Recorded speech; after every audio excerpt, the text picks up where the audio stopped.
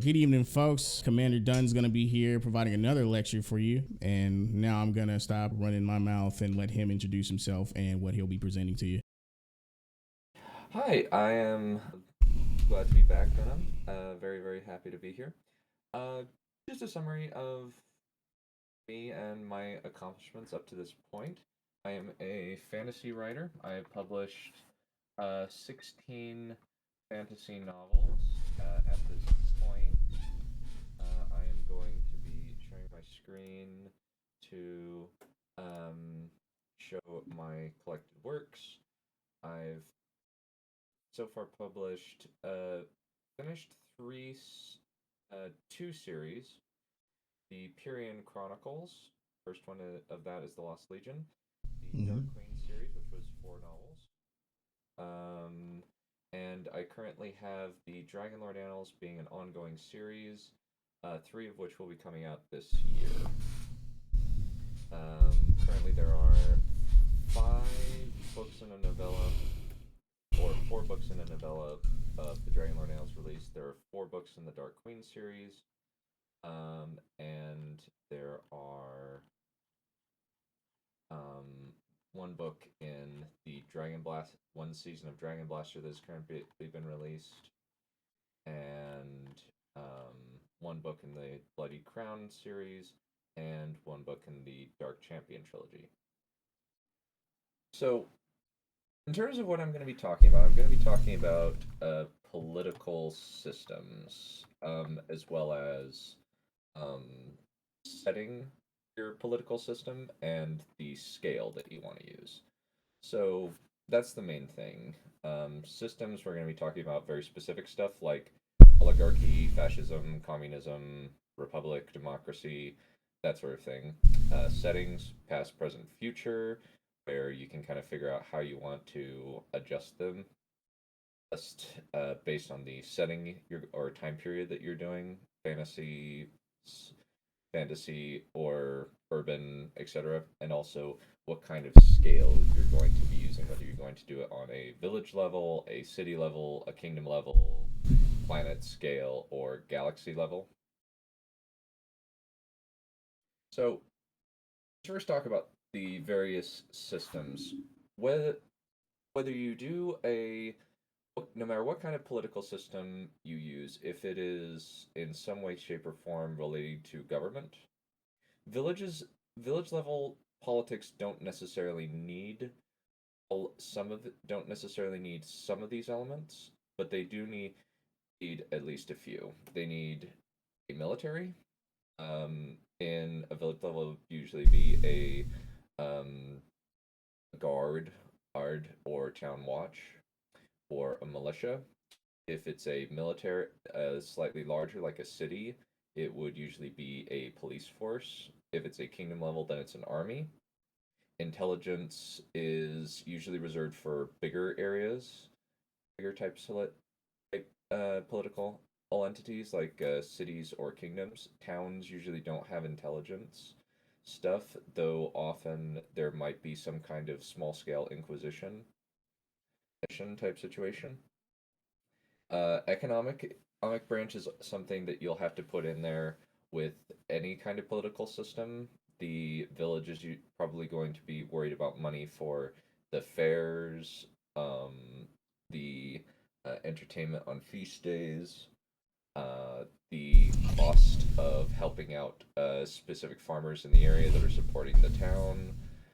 Um, if it is with a big kingdom, there'll usually be a central government station, and so you'll have to worry about staffing considerations. Usually, there is um, a person who's in charge of the kitchens or supplies. Another one would be in charge of the serving staff or the first in Wheel of Time. There's an example of this one lady who is known as the first maid, who is in charge of running the castle in which the queen lives. And of course, government administration, like take a secretary of state, secretary of the army, etc., and some kind of cabinet, or the small council, as in the case of the of Game of Thrones or A Song of Ice and Fire. So um, there's a couple things. There's a bunch of political systems, and I'll kind of go through them each by turn. First couple are oligarchies and juntas. So an oligarchy is a form of government in which a small group of people hold most of the political power, most or all of the political power. This cartoon here is kind of a cartoon example of the rich fat cats lording it over the smaller people. Um, but the, oftentimes oligarchy is paired with the idea of religious oligarchy, where you have it as a religious organization that has pretty much all the power over the uh, a specific area, whether it be a city or a kingdom. It can be either one. An example of a religious oligarchy would probably be in most well-known example I can think of is actually in Legend of Korra. It's not a very good example, but it's the first one that I could come up with. Um, there's also stuff like the in the Wheel of Time, the High Lords of Tyr act as a governing body for the entire kingdom, and they're pretty much because they don't have a king. They don't really have a centralized. They have pretty much everybody's a high lord, and then there's the lords of the land, and it kind of goes down and down and down. If you're doing an oligarchy in your story, how you would place a character in there, you can have a few options. Generally, with stories, what you will do is you'll have varying levels of characters. And what I mean by that is there's a character in the top strata, there's somebody in the middle strata, and there's something in the lower strata. Especially when you're doing in multiple VOVs. Generally, if you're doing a story, it will be as a bottom up type situation where because an oligarchy is generally associated with some kind of tyranny, like for example, I would say to a certain extent, there's actually a book, I can't remember it's called, I think it's called The Animal something related to the animal plague. I can't remember where that is. But essentially, it's a group of rich people that have corralled humanity into a small area and made them think that animals are bad. But that's kind of an example, and usually it's a matter of rebelling against that organization. With a junta, that's something that is a little bit more simple. Basically, just when a military or political group that rules a country after taking power by force. Usually, for a while, there was in Rome there was actually a military junta that took over the ruling of the government. I believe that this was around the time of Octavius Caesar or Augustus Caesar. I was gonna ask that. Sorry to interject. I was gonna ask if the reign of Julius Caesar was an example of that. I would actually say yes. Though he didn't establish full control over it. He was just elected consul, and then he was summarily murdered. And then there was the second triumvirate. Mm-hmm. But in terms of the taking power by force, you can usually I would say that this would be an example of something that you would use, or an example that you would use as the end point of a story, like say revolution. You could, to a certain extent, call this a what the Hunger Games is essentially, where District 13 is attempting to take over the capital by force and establishing a new form of government. In terms of, oh, did you have something to put in? Oh, I just unmuted my mic. I was gonna ask, in what way would you have this be a central conflict? In my head, I'm thinking it would have to be that it's something that recently happened. You know what I mean, at the beginning of the story. But how would you, in your opinion, have that be? I think there are two ways that you could use a junta. You could either have the establishment of the junta be the point of the story.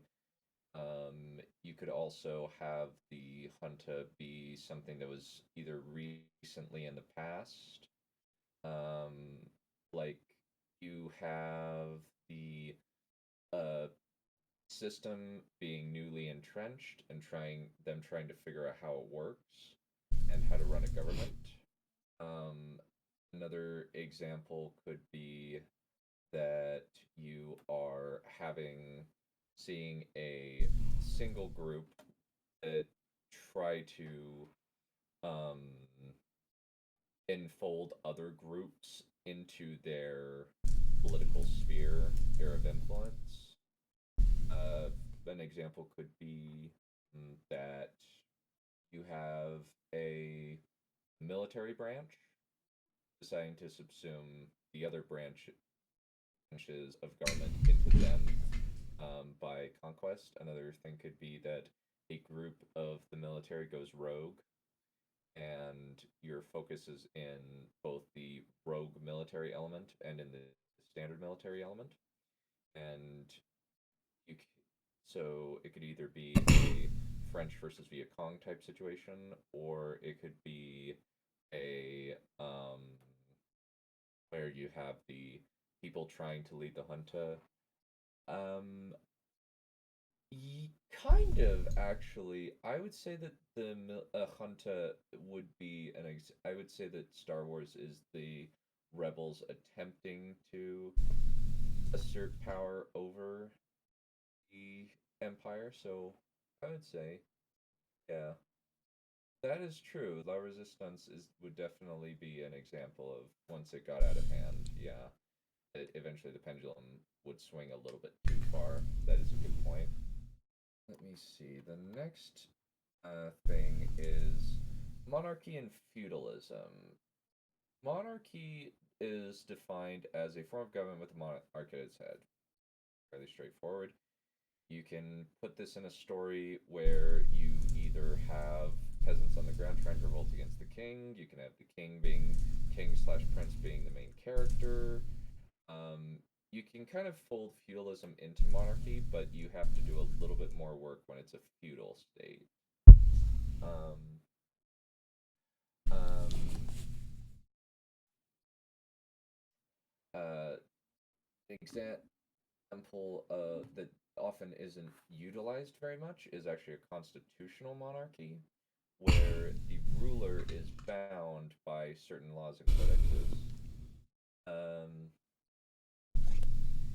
when for example, the Magna Carta is an example where the nobles revolted against evil Prince John and hey, told him, hey, you don't get to tax us under these particular circumstances. In war, yes, but on other times, no. This eventually would lead to problem, and the Magna Carta actually would lead to Charles the First of England being quite the problem child. Quite the problem child. He was basically a cartoon in many ways, where he would say, "I am putting a fee on everything. I am putting on a knight fee, as in there's a fee on being knighted. There's a fees on those fees on the use of the common land, forest land, etc. To the point where Parliament, after being dissolved 3 or 4 times, decided, screw this, we are going to revolt. We don't like you, and thus the Civil War, for England happened, where for the first time in history a king was put on trial and executed. Wow. Then we have feudalism. So feudalism was the dominant social system in medieval Europe once the Roman Empire collapsed. Due to the fact that Rome collapsed, usually feudalism is at least in our own time period or in our own history, feudalism sprang out of a bigger system collapsing to the point where we needed to have they needed to have a smaller system of government or a more contained system of government take over because they didn't have a way of wide scale administration because the Germans didn't know how to run an empire. So basically, it creates a tier system, and where the king gives land and delegates authority of said land to his nobles and lords, and in exchange for them supplying horses, soldiers, and etc. to their army. Nobles then raise armies and will give some land to professional soldiers who will provide uh, soldiers for the army and if they distinguish themselves well. And in return, the nobles and the king, and um, provide the nobles provide food, shelter, protection, that sort of thing, and the knights provide homage and military service, as just as um, the king provides fiefs and peasants to the lords slash vassals to the king, which they return with military aid and their loyalty. And then food and shelter is then passed down to the food, shelter, and protection is passed down to the serfs and the peasants who farm the land and pay the rent. But if you don't pay the rent, you become a serf and you're bound to the land.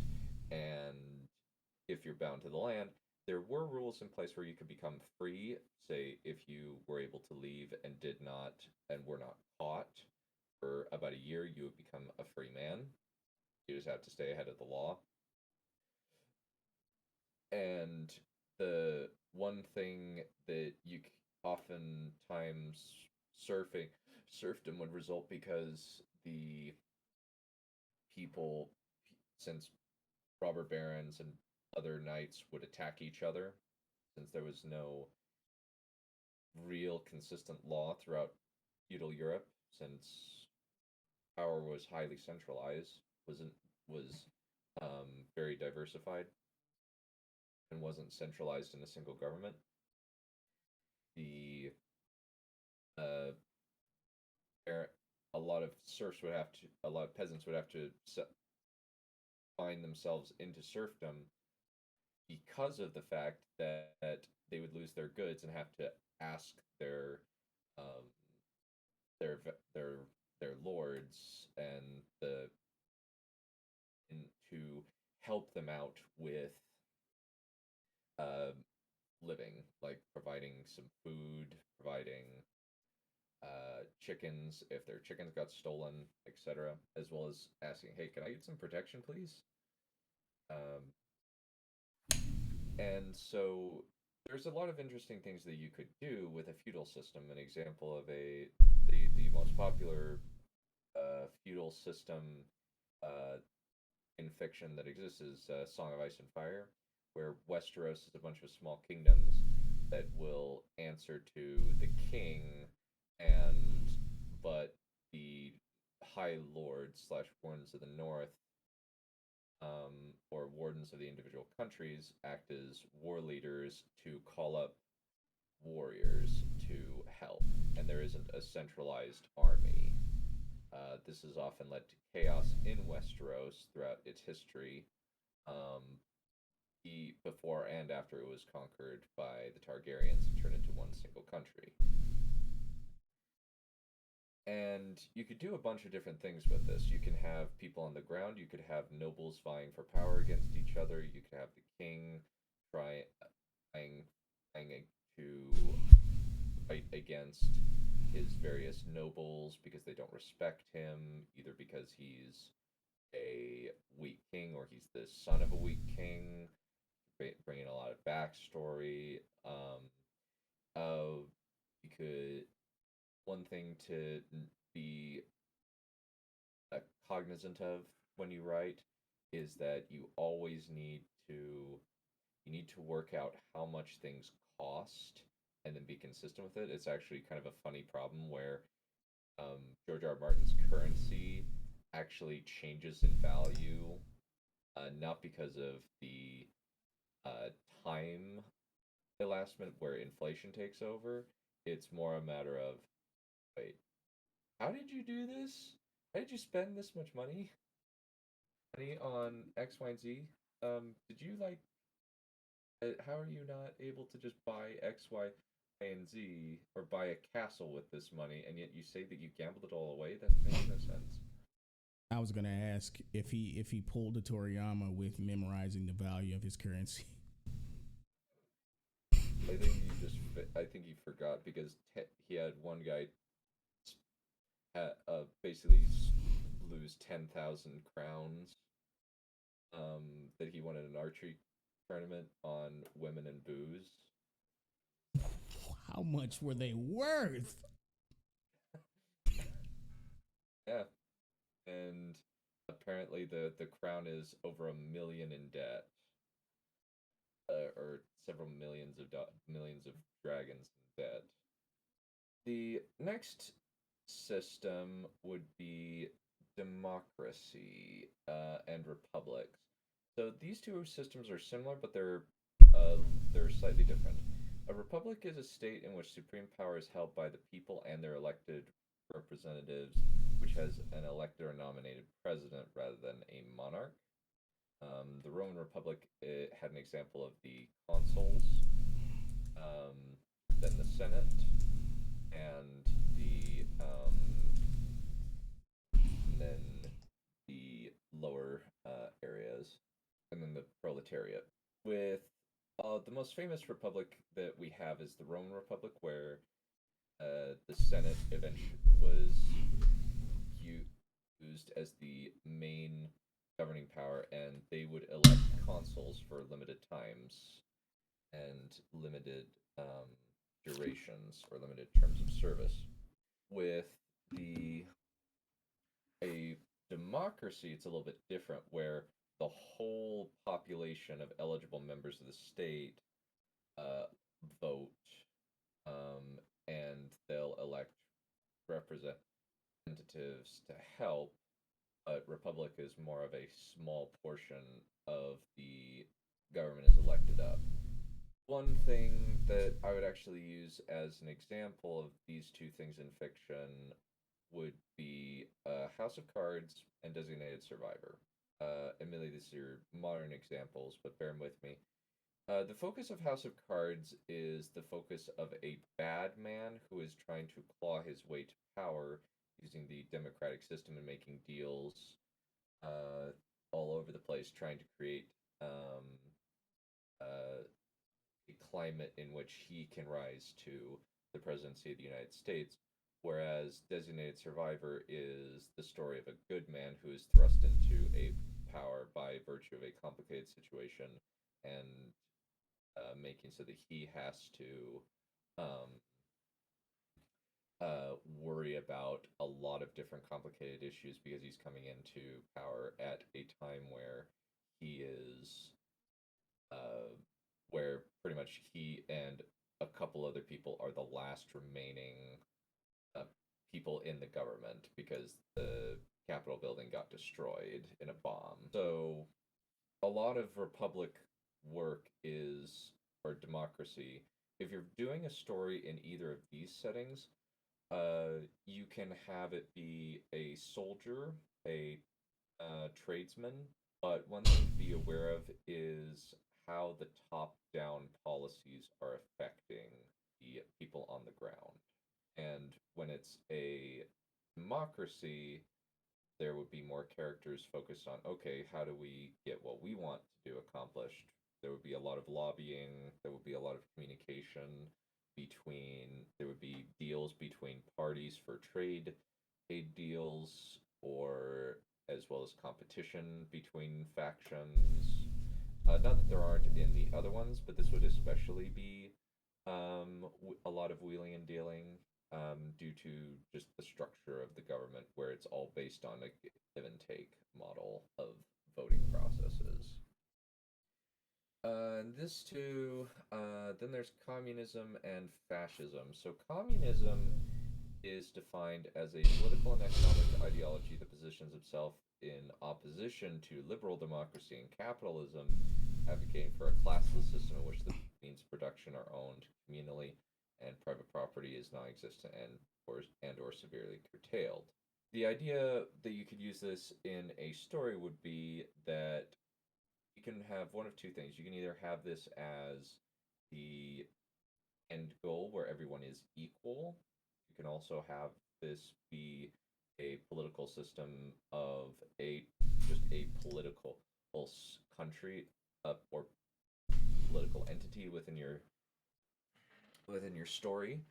An example of this would a lot of communist stories are either um, large scale tyrannical governments in various pieces of fiction, though also there are times where it is shown up in fiction as a very small scale type thing where it's very communal.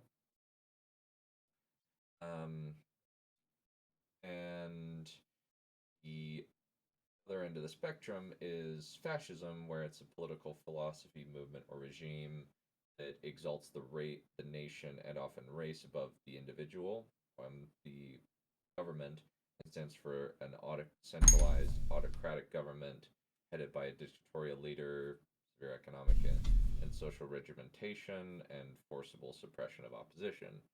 Usually, suppression of information, education is very limited, that sort of thing, and many of the specifics of that are a lot of iconography is usually taken from World War II, specifically the rise of Nazism and Hitler. Star Wars, I would say, is the most uh, prominent example of this, where it's the pretty much just the foundation of the iconography. Not so much the government, because the main fascist example of fascism in our history is the Nazis, and we since then there hasn't been as many um, fa- openly fascist stuff. Um, More people have leaned toward communism than fascism over the course of history. And so a lot of times when people use fascism in fiction, they will usually have it in relation to ethnic cleansings, though admittedly there have been other ethnic cleansings since before Hitler and since, but in many respects, a lot of people have solidly codified fascism with the idea of ethnic cleansing. So now that we've talked about the possible political systems that you could use, let's kind of talk about where you could set them. If you're doing there are kind of three places that you could put it. You could do past, present, or future. The past has various different options. You can put it in, say, a Roman setting. You could put it in an ancient Egyptian setting. You could put it in Asia. You could put it various places and at various different time periods. You could pick Renaissance, Dark Ages, Medieval Ages, Bronze Age, that sort of thing, and just pick your setting and your technology level. If you're going to be doing this, a lot of the deals that you're going to be making are going to be focused on either democracy, feudalism, um, monarchy as the most common, um, since it's easy to kind of stratify things. I haven't seen very many Roman Republic style settings, or even uh, a biblical Judaism situation where they have, before they have kings, they have a rule of judges where each individual where there's a judge in Israel and there's kind of a more priestly role rather than a centralized kingly role. And a lot of the deals that would be happening in the political sphere in this, if you're doing it past, would be small time resources. You would be doing like raw materials. You would be doing a lot of stuff in the with military, a lot of open military engagements. You would also have trade routes, slow travel, unless you have a magic system, which involves or technology of some kind that allows fast travel. Communication would be slow, unless you have a way around that. That's something that you would be focused on in all likelihood, as well as trying to make trying to figure out what technology levels you have, and then them trying to reach the next level of technological development. One thing that I did in the Dragonlord Annals was slow progression of technology from utilizing regular crossbows, eventually turning him into pump action crossbows as time went on, as well as a um, government project of a canal being one of the big things that a lot of people from various kingdoms have to pour their money into in order to make it work. And that would be another thing to put into your stories, is if you have a you would have to worry about government projects to see, okay, how do we keep the people engaged with bread and circuses? That's a big thing that you also need to worry about. It's in all aspects, but in the if you do a medieval setting, you really have to worry about what rights do each individual strata have, what's the law like, etc. If you're going for something in the present, it's going to be more of a you can pick various things. You can pick Cold War or situation. You can pick a government situation where there's a factions within the government either fighting against each other with words, fighting each other with armies. You do a civil war type situation. You can do various wheeling and dealing within the government, asking, "Hey, I want X position here in this state. I would like to be governor of this province," and then setting up demands and such like that, stuff like that. You would also, if it's in the present, governments would usually be either in the form of global stuff, and that will also go into scale. So usually, if you're saying something in the present with a government, usually you will be going with a lot of how does it affect things on a countrywide scale, as well as a country, as well as a probably global style. And you would be working on technology deals. There would probably be a lot of secret service stuff or secret intelligence stuff going on. And in your story, you can have secret agents being in conflict with the current system, trying to undermine it, and or prop it up. Either one. An example of this would be La Femme Nikita, where you have a rogue agent trying to bring down the government, and the government being trying to hunt her down before that can happen. If you're going into the future, there you get some more creative stuff. If you're going to the future, you're going to have to work. Usually, you can worry about things on a global scale, but most of the time with futuristic stuff, it starts to balloon into planet wide or planets or galaxy to solar system level um, politics, where you have to worry about resources for each individual. Like an example would be in the Expanse, they have to worry about colonies on Mars. There would be another example is terraforming certain certain planets. Population growth is usually a big problem in futuristic settings that the politicians have to deal with. You would have to worry about, okay, what kind of policies would we be making? Would we be doing a population limitation rule like they did in China for a few years? You would have to worry about okay, uh, what's the ruling structure? How many do are there a bunch of different countries that have come together to pool their resources? Do each individual country have their own planets that they have colonized? Is there a cultural um, melting pot, etc.? Did you have a comment to make? Yes, I was gonna say that I believe the future setting for depicting political systems is going to be one of the hardest, simply because the future is undetermined. Luckily for us, there have been plenty of creators who've done a great job of sort of, attempting to foresee what this would look like in the event it were to come to pass. I was just going to suggest that the Mass Effect series is one such example I've recently perused that actually weighs in on this exact topic very well.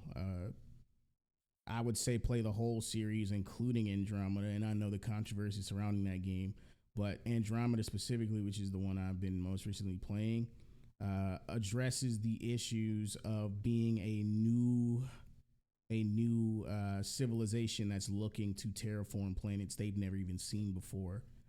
So I say play Mass Effect, and if you're looking for something like that, play Andromeda as well. But yeah, that's all I was going to say.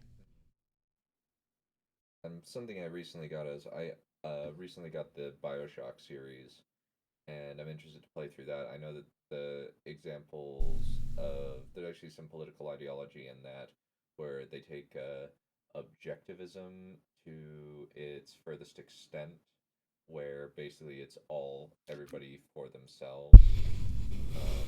You'd also technically use a usually it Earth become it really depends on whether you want Earth to be how far spread you want the future to be. If you want um, a system where you have Earth controlling multiple planets, whether Earth is starting to expand and have to worry about aliens. An example of this is the three body problem, where in the three body problem, it's basically the aliens are trying to sabotage Earth and make it so that we don't reach the next level of technology.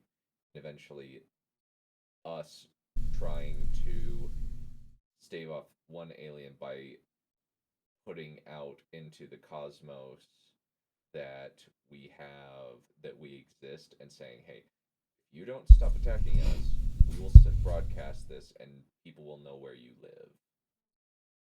And eventually they have to do this, and that makes it so that the entire solar system gets turned into from a three-dimensional plane to a two-dimensional plane, and it kills almost everybody in there. And I definitely agree with that, Jackie Lee, that the future, you don't really need to care about the future so long as you construct something believable. An example of this would actually be Ender's Game, where Orson Scott Card actually created a really uh, he actually had a lot of foresight to the point where he almost predicted exactly how social media would work. Where he has these two kids who are building up followings and are deliberately playing off against each other and end up one of them becomes the hegemon or president of Earth, and that's kind of an example of a writer predicting the future, and it's not only believable, it's actually downright prophetic. Another example would be The Expanse, where fuel is a big thing. There's a bit of a dichotomy between people who live on Earth and people who live on Mars, as well as taking account the gravity strain that would happen on people who live on Mars versus people who live on Earth, where they would have weaker bodies as well as stretched, elongated limbs due to the fact that gravity isn't as strong on Mars. Uh, yeah, that's actually a good comment. Dune is a good example of this. Yeah, we kind of get into scaling these things when you are choosing your story. You can choose this. One example would be Warhammer as well, where you have tech levels, um, where you have various political systems, like you have the God Emperor of Mankind, and then you have the Primarchs underneath him, with Robute Gilliman working as the Lord Commander of the Imperium in the Emperor's absence, then and the individual strata of the feudal countries where they work on various different bartering systems or imperial currency, but it's so large that they don't really have the ability to solidify anything. The only consistent element is the Inquisition, where they will root out heresy of any kind, which will work as the intelligence arm. Where one thing you need to remember is if you have a big stale government, they have to have an intelligence arm. If they don't have an intelligence arm, then they will be blind and deaf. You could even have every single um, country, medieval, modern, and futuristic, they all have some kind of spy network and information gatherers. They can be either independent contractors, uh, government style. I also government government contracted people, etc. If you're doing a village type situation like we see here, we you would more be focused around the individual politics of the um, groups, probably groups of families going up against each other. An example of this would be in Vikings, where they try to settle Greenland, and two of the families start butting heads because they don't particularly like it. It's and as well as in the beginning of the series when Ragnar Lothbrok keeps wants to go out adventuring, and he keeps butting heads with the Earl, or the small town that he's in charge of. If you're doing a kingdom, that adds a level of complexity and a second, or a town or a city as opposed to a town, because now you would have the police force. There would be an investigation system. It's a big enough kingdom. You also have to figure out, okay, so is this part of a bigger kingdom, or is this a city state like Venice? Is this run as a republic? Is this run as a monarchy? You would once you and you need to determine, okay, who are my focus characters going to be? If they're lower on the totem pole, you could do merchants, you could do thieves, you can do lords going up against lords, like you have in Mistborn, where people in the capital are individually like pushing up against each other for trade deals.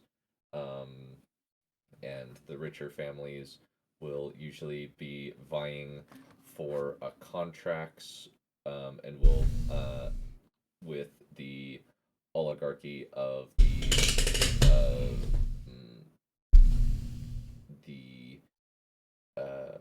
the steel ministry, which is essentially a bureaucratic system, act with the obligators acting as priests over ace and spies over the nobility, making sure that they're in line.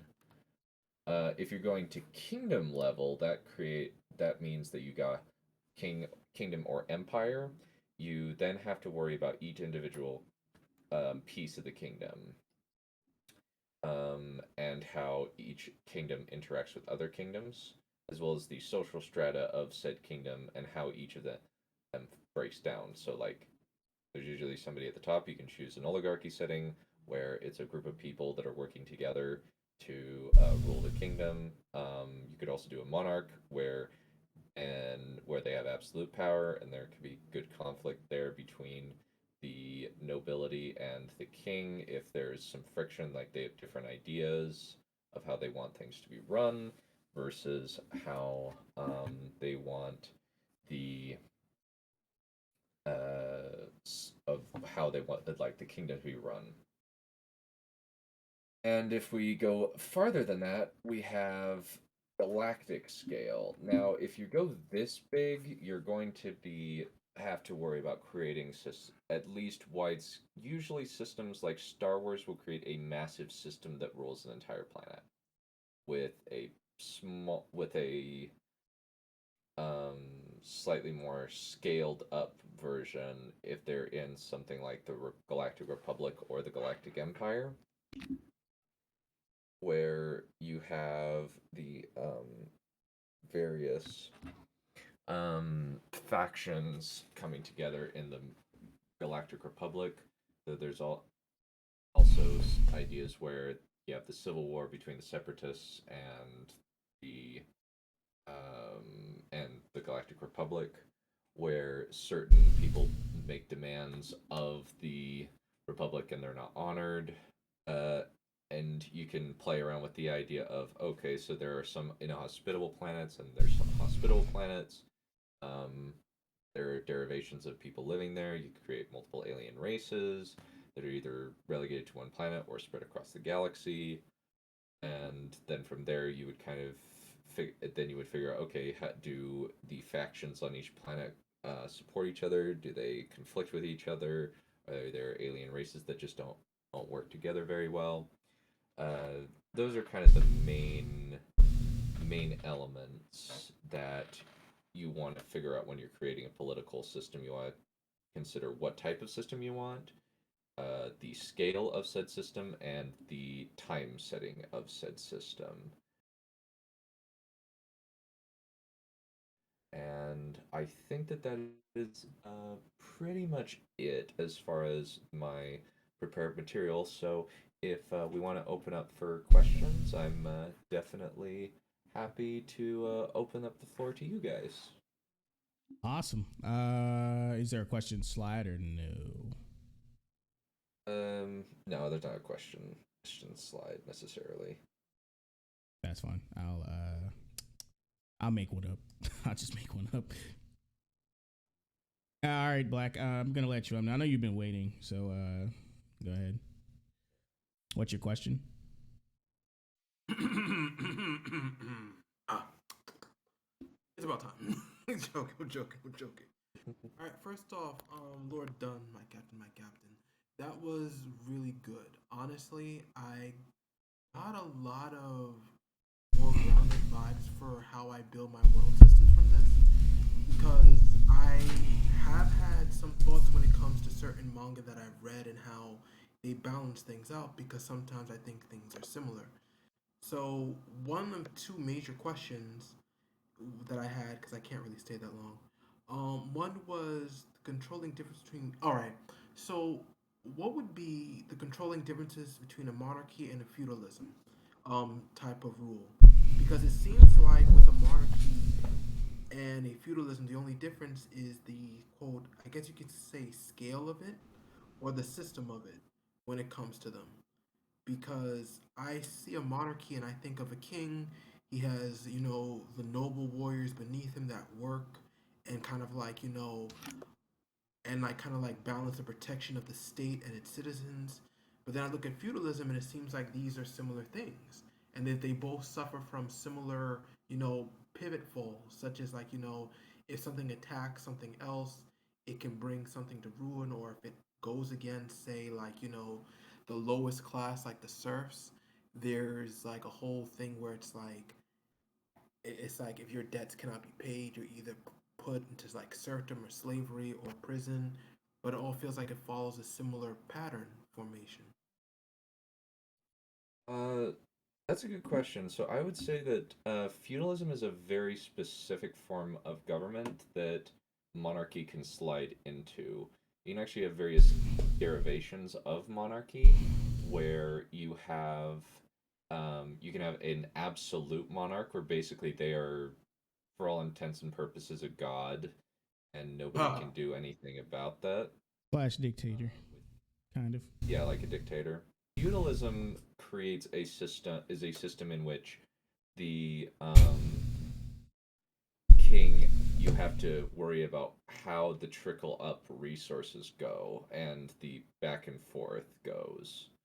With monarchy, you can have a constitutional monarchy where they're limited in terms of what they can do, or you can do a sort of thing where you have Louis the Sun King, who says famously, "I am the state." There's also elements where the king will often have a smaller council to take care of things. Like an example would be the closed and open councils in the first law series, where the open council is where all of the major lords and governors from the parts of the union come together and talk. Versus, and then there's the small council, which is where the two lord marshals will come in. There's the head of the Inquisition, or the archlector, which is the head of the Inquisition, the treasurer, etc. Come in, and you can kind of have various derivations of monarchy. But feudalism is a very specific situation in our history where, after Rome fell, the they Rome the Germanic tribes didn't know how to run an empire. They didn't have the infrastructure, so they had to localize and create smaller things, where they were often multiple kings over small areas. And for instance, Britain, there wasn't really a king of unified England for quite a while. There was actually parts where the king actually had to conquer a lot of his neighbors and say, "Hey, you are going to bend the knee, and we're going to have a unified kingdom." Richard the Lionheart's dad was actually one of the first people to institute a thing called the Circuit Court, where he would have judges going around England, adjudicating disputes. And that could even be its own thing, where you have to figure out how the laws work. Do you do trial by ordeal? Do you do trial by jury of your peers? Do you have a codified set of laws? Do you have localized laws? Mortal Kombat. Uh, Trial by combat. That's a good one. An example. Were there any other pieces of that question that you um, wanted me to It, expound on, or would you say that answered your um, question? no, it's that one was answered. I had a follow up to that, but I'll ask it after the next person if possible. Yeah, can I add something to his answer real quick though? Yeah, sure. Before you get step. Okay, yeah. So I believe the common denominator you're seeing between feudalism and monarchy, because they are, they're somewhat distinct. I think you're thinking of feudal Japan. Um, the common denominator between those two is, go ahead. I was actually thinking about there was a movie called The King of Brit The King of Britain. It was like it was a weird Roman take on like King Arthur's story, Oh, okay, and there was this kind of like connection between Rome, all these warring like little clans that were like taking over an entire area, and how he eventually kind of like wins in the end, and he builds quote Camelot. I'm just paraphrasing it, but I was gotcha. asking because I couldn't tell if this had some sort of connection to more feudalism concepts or a more kind of like emperor like related concept, given how you have England acting in a weird kind of like small groups becoming bigger and then fully like becoming the ruling party over all, or if you're talking about like is it just like a different version of like the Roman concept that kind of like built itself up after the fact? Well, sorry. Um, Again, to wrap up the previous point and weigh in on that a little before sending you back down. The common denominator between monarchy and feudalism is that they're both caste systems, and Rome itself had a caste system. So that's why they would sort of kind of be able to weigh in on the British monarchy a little bit, but it was different. Like Japan had a different monarchy / feudal system. Britain is what I would think would be the definitive monarchy / feudal system, because it's the one everyone takes from. And then you'd have Rome and Greece, and they'd have their own style of that same thing. So that's probably where you're finding different bits and pieces of the interpretation of these systems from. So yeah. Was that everything? All right, well, thank you. I'll have another question, but that'll be after somebody else. Got you. We'll bring you up a second time after we get Soups and Lime up here. I'm not calling them those names he keeps switching to. But yeah.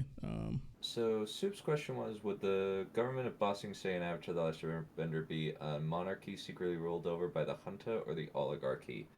That's a good question. I would say that's a unique one. I would say that would be a figurehead monarchy example. With um the secret police acting as the ruling party as opposed to a junta, because as far as I know, a political group didn't take it by force, because that's the definition of a it seems though it was just the the king relegated it to the Daili and did not in fact and just ceded power away. But he's still a figurehead. So secret police doesn't necessarily count as a junta or oligarchy, so to speak. They're I like I would if say they're the ones that control the kingdom. I would say that would be more of a fascist type situation where they declare peace and oppress information at all costs. Um, Let me see.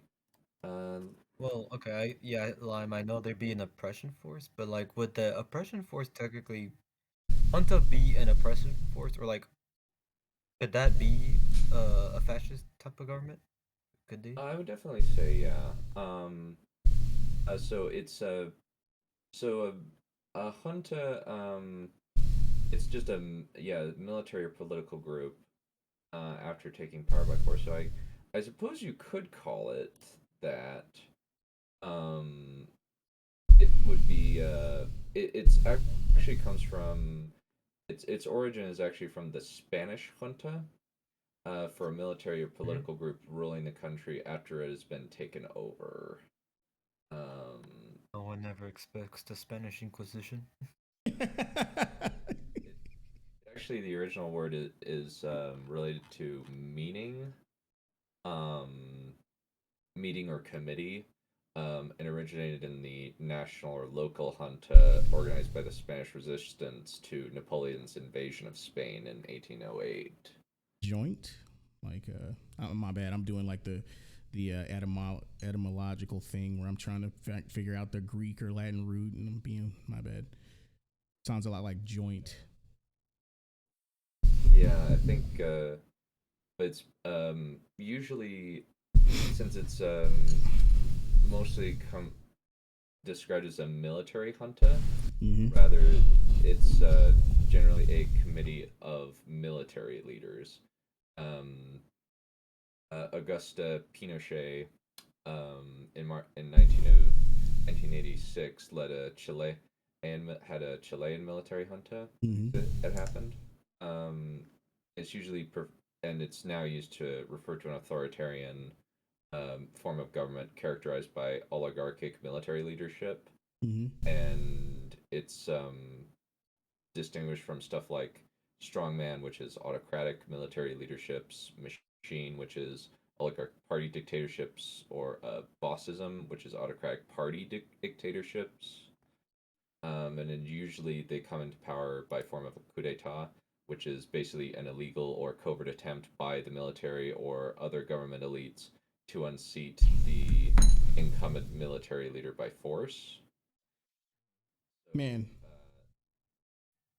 one example, so you definitely see elements of a military junta in when uh, Azula takes over the Earth Kingdom, though that would be considered as a conquest by use of radicalizing mm-hmm.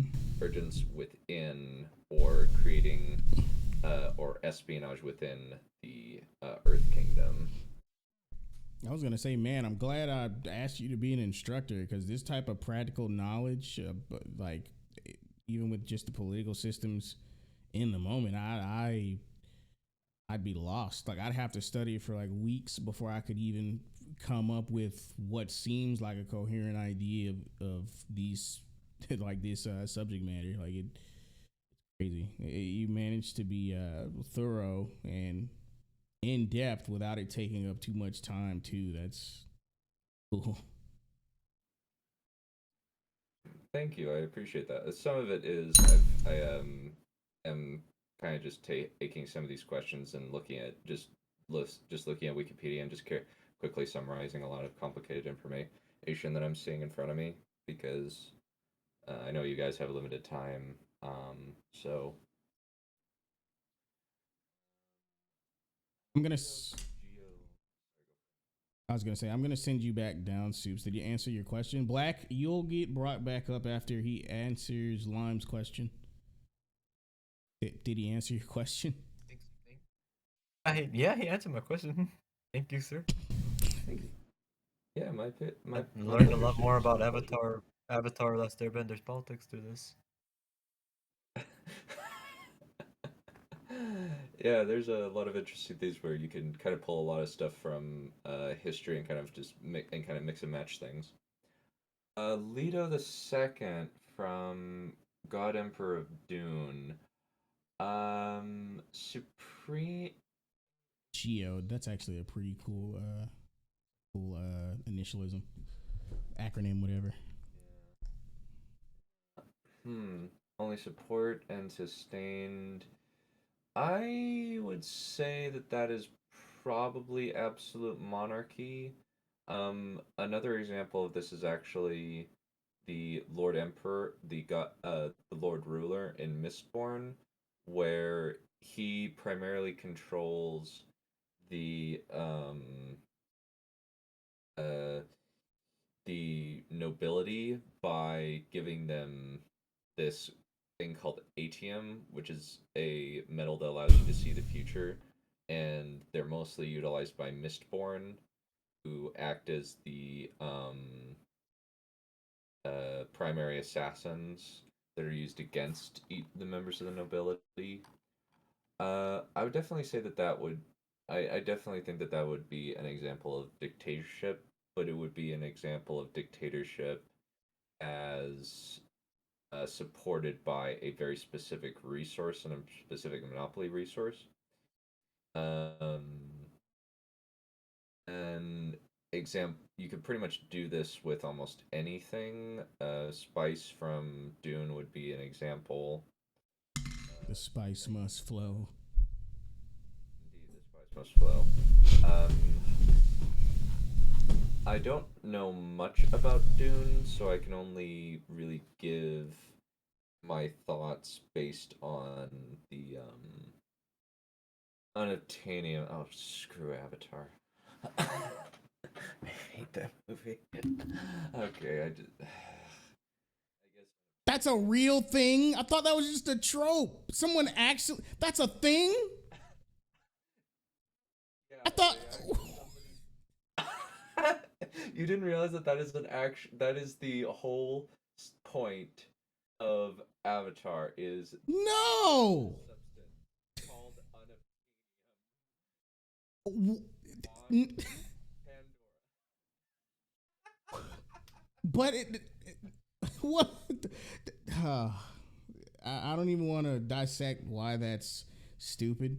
It works as a trope. It works as a trope because it's hyperbolic. I'm just gonna stop. I'm just gonna stop hurting myself. I'm not gonna say anything else.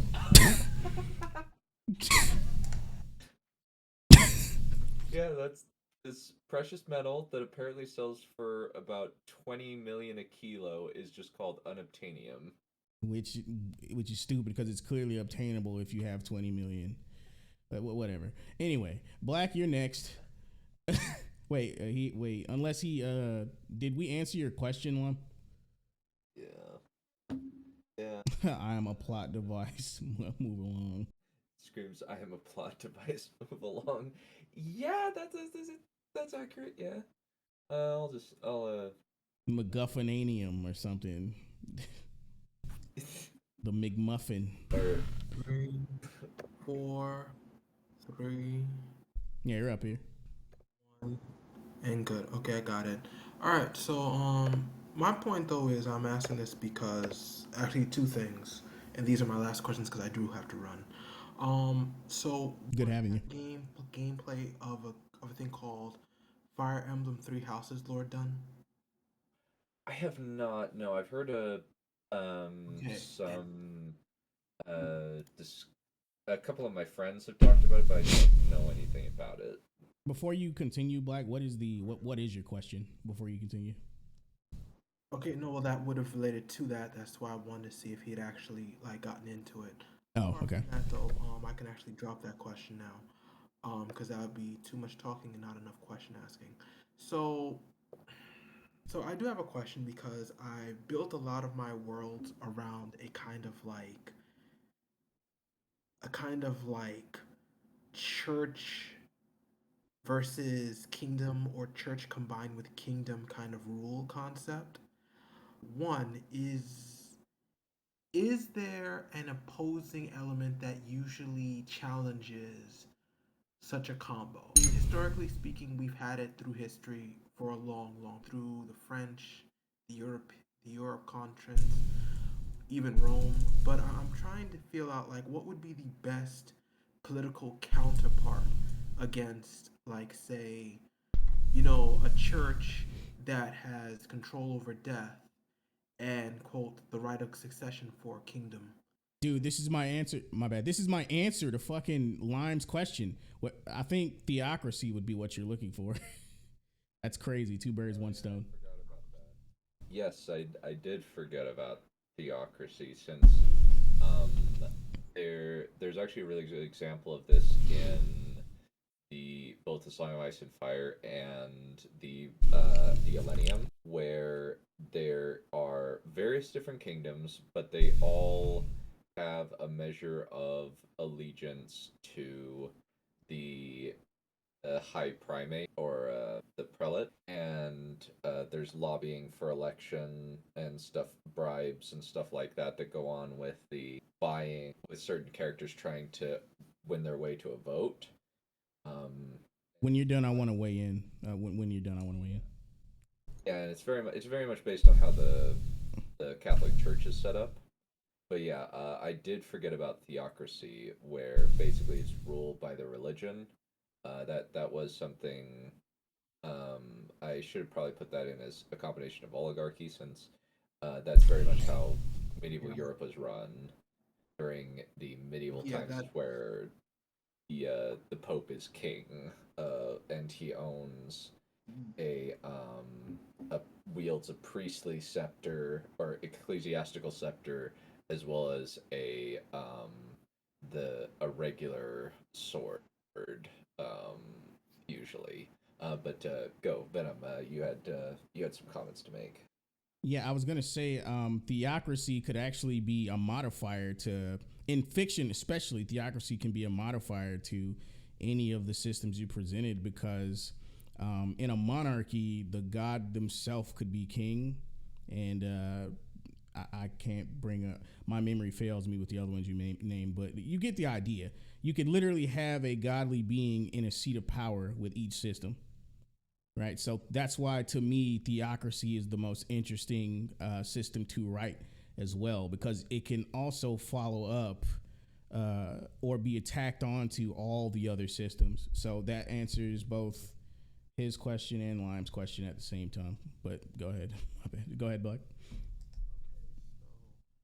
I mean, I feel like I get it because I remember theocracy. Because I know that the reason why I'm asking this is because in certain contents I've done, it's like they follow a kind of like isekai kind of structuring. So there's usually an actual quote proof of God rule or an actual proof of God king rule, so to speak, or like divine agent on earth that is endowed by God or something. So that's why I'm just trying to make sure I have an understanding of which rule works and which rule works to oppose or conflict against it because um Well, what do you mean by conflict against it? Because before I say anything else, elaborate. like for instance, what's that guy? Vin Diesel played this blind guy. What's it called? Riddick. He's not blind, but his name's Riddick. Right, partially blind. He plays this guy named Riddick, and he had to fight a literal. like, I guess you could say Death King or Death God or something. And crazy, but the guy has those powers that make him feel like he's like He was a false god, which is another aspect of why theocracy is so interesting. It doesn't even necessarily have to be a god. It can just be someone who has extraordinary abilities that people hail as a god. But enough digression. Continue. I'm sorry. okay. All right, so that covers that. Honestly, I feel like there was something I was supposed to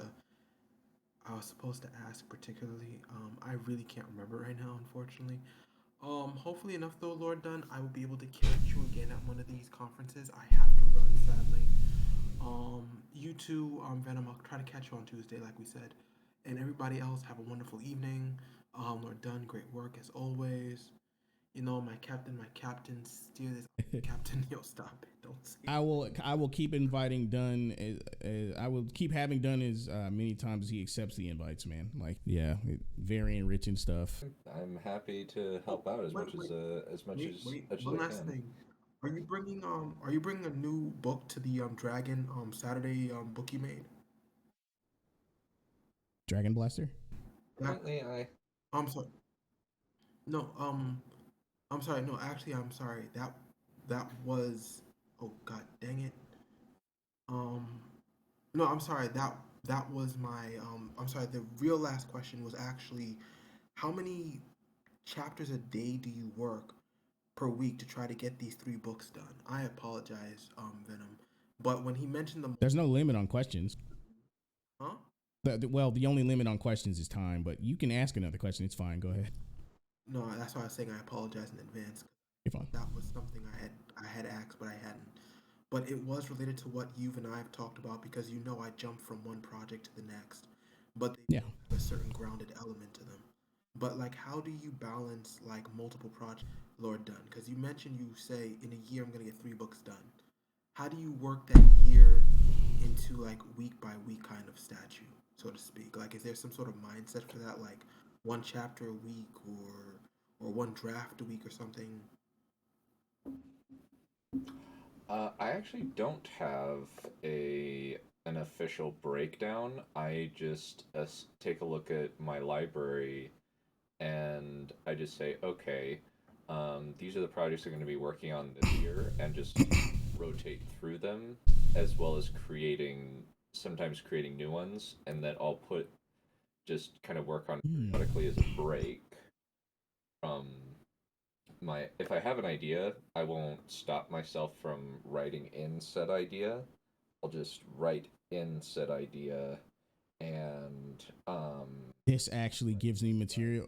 Sorry, two things. This actually gives me material for a video, and you're actually doing one of the things that I was gonna mention in it. You've basically cultivated a lifestyle where it's pretty much always in the back of your mind, and you have a way of keeping track of it, even if you don't have a schedule, just because it's become a part of your system, so to speak. That's awesome. Go ahead. Sorry.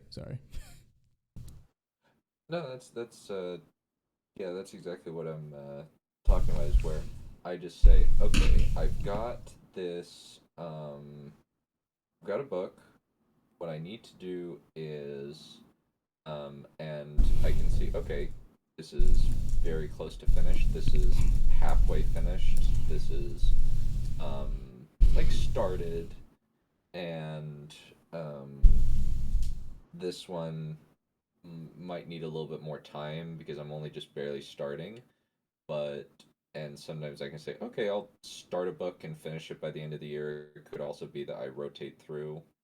And like for instance, I started Dragon Blaster season 2 at the start of this year, um, and then just have been writing periodically in it throughout the year. And now I'm almost finished with it, and so I'm just like, okay, so this is going to be my book that I'm going to try and finish by the end of the year. It was also I tried to make a very big push for last year to finish 3 books in the Dragonlord Annals, all in a row. I actually ended up finishing one of the books, book 7, before I finished book 6, because I had a lot more material written. Mostly because one of the things that I will do is, because I have such a clear outline of what I want to do, I can write certain of my books out of sequence and then go back and write the individual scenes that I want to write in there, so I have them, and then I can cut and paste them into the book, maybe with some tweaks here and there so that they fit with what I've actually now written up to that point. But this way I can be able to just not just be burned out on one project. I can rotate through things. I know that one thing that I'm going to be trying to do is finishing the second book in the Dark Queen series, or not in the Dark Champion series, next year. That since I'm the closest out of my other books to finishing that one, and that's going to be my plan is to finish that sometime next year, because I'm really close to finishing that book, but I'm not quite as close to finishing that as I would be, say, Dragon Blaster Season 2 or Lords of Eternal Night, which are my other two books that I'm working on. Currently, I'm just in the editing stages for the 3 Dragonlord Annals books that I want to release. That's the plan currently, is that I'm going to publish one a month for the next 3 months. Awesome. He did leave in the middle, but I didn't want to stop you because I was still interested. I still wanted to hear it. Yeah. No worries. A question from Lime, aka Jackie Lee, for you. I already answered it for him. I said theocracy for the reasons previously stated. His question was, what do you guys consider the most fascinating political structure to write? What do you think? That's a good question. I think that feudalism, to a certain extent, is one of the more interesting things for me to write, mostly because I've spent the most time in it.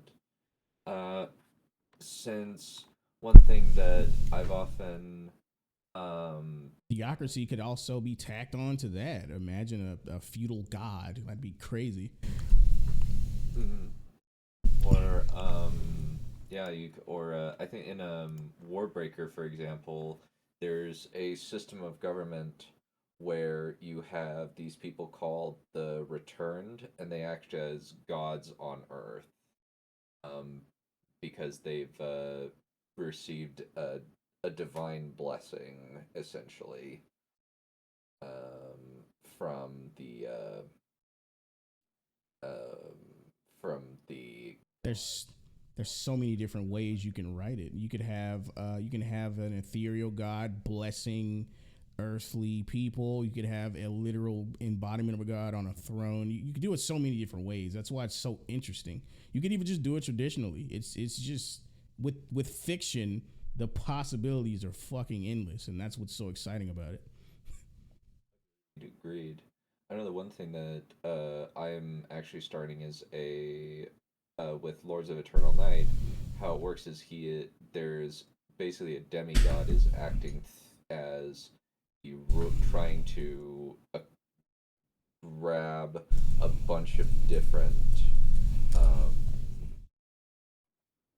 kingdoms and put them under his rule, but he's still utilizing the people in said kingdoms as his loyal subjects. Mm-hmm. And then the loyal subject asks the leaders of various troops basically become ethereal wraiths bound to him for eternity, and they act as his generals as well as his primary hands throughout the world. Kind of like Sauron and the Nazgul, but I really wanted to just dive into that idea and create a story around that perspective as It could be sorry. My intuition's acting up. My bad. It could literally be like a kingdom from the underworld brought to the land of the living. They want to make a kingdom there, but obviously there would have to be a caste system there if it's a kingdom. So you could have something akin to the Nazgul for this dead kingdom. Obviously, there's got to be a plot around that to facilitate why they're not able to go back to the underworld or whatever. But there's a seed there, and you just kind of planted it for me. It's kind of cool. There's a seed there. If any of that made sense, I'm sorry. Oh, that totally makes sense. Yeah. Yeah, basically the idea is that these people are the uh, unable to even think of defying their overlord. That would be kind of the idea that I would use, is that the most powerful servants are also the most brainwashed. Yes. Cults show this a lot. Anything dealing with loyalty or devotion, yes, that is absolutely true. That's why stories where there's a particularly devoted individual that finds out everything that they were fighting for is a lie is a very compelling story. And he meets other characters that are just as blind as they were at one point in time, and it can make for very interesting interactions. That was a very nice point. And I think there's a question from Soups in there too. Once you're done weighing in on what you were talking about. How do you present politics without turning the reader out or making it interesting to the average customer? That's a very good question. I would say that a big part of that would be having the customer or be aware of what kind of story you're going to be doing. Because That's a good answer. there's also an element of, if you need to be presenting a political structure rather than a political ideology. Bingo. And if you're doing a political ideology, that can create problems. The reason why I say that is because if you have a political ideology that is trying to be the main thrust of the story, then that would create a problem in there, because it may go you're trying to push the audience. As bad as the prequel trilogy was, it doesn't preach a specific ideology. The problem is with that idea is the fact that the politics within the prequels is very poorly. Which might have actually served it better in a very fucked up way, but Yeah, kinda. I do want to read Jackie Lee's "I'm still calling you Lime" comment. Well, that also depends on the reader's sense of, he said sensitivities, but usually interesting is when you focus on the people more instead of the structure. That's also a good one, but generally speaking, I hate to say this, but when you're writing deep stories from an allegorical or what's the other word? Forgot the other word, but there's other things other than allegory used to depict something. I forgot what the word is. I have to look it up later. But when you're writing, go.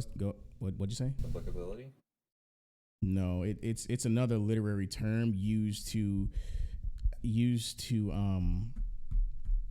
ambiguous. That's the word. No, ambiguous.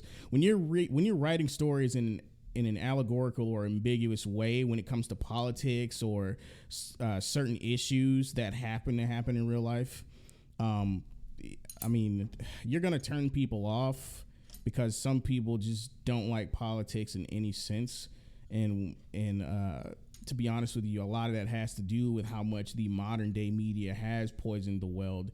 To be able to let more creative people who aren't interested in pushing a message be able to convey or speak on topics that might still plague the world without them beating you over the head. But some people's sensitivities are so high nowadays that for some readers, you're gonna turn them away regardless. But as long as you try to write your politics and your culture in a way that is unique and kept to the story and does not in any way depict any real life person or group, as the Rick and Morty joke stated, you should be fine. But there are going to be some people who are turned off by it regardless. It's just the way it is. It's the way it's going to be. But yeah, that's my answer to that question. Thematic exploration that becomes political art. Not necessarily. It's still a self-contained okay, when things are able to be left up to interpretation, that's a phenomenon known as eisegesis, and I'm wondering if that's literally derivative of through the eyes of Jesus. But regardless, it's when someone is reading what they want to see into something. And not only is that limited to you as the reader and your interpretation, it can also affect a creator's ability to write as well, which is the problem we're seeing in modern day media. And yes, I will get that word in the chat for you guys. Eisegesis, it's a real word. That's how it's pronounced, and it's not eyes of Jesus. I promise. Hang on. But yeah, did you have something to add, Dunn? No, I think that pretty much saw what I was going to say. Yeah. Eisegesis. Let me grab this definition for you guys. Eisegesis, the interpretation of text as of the Bible by reading into it one's own ideas. So you can see why that sounds so similar to eyes of Jesus. But the thing about this definition is that it doesn't just apply to the Bible, but it's mainly talking about Pretty much it. Yeah. It can be read through the eye of Ra if you are a pagan. All right. This is kind of devolved into us kind of. Go ahead. Sorry. You win the internet, my friend. This has kind of devolved into us kind of having a bit of a discussion. That's not a bad thing, but for the sake of the recording, I am going to go ahead and end it and sign the recording off. We can continue the discussion. I can bring everyone up, but for now, it was a great lecture. I learned a lot. I learned a whole lot. And this was only an hour, 42 minutes. Sick. But yeah, that's tonight's lecture, guys. If you weren't here for the lecture, this will be available in playback. Obviously, you would have known that by now in the future. But yeah, this is Lord Captain Commander Dunn, Politics in a Setting. Appreciate you guys for watching and joining in. For you live participants, peace out.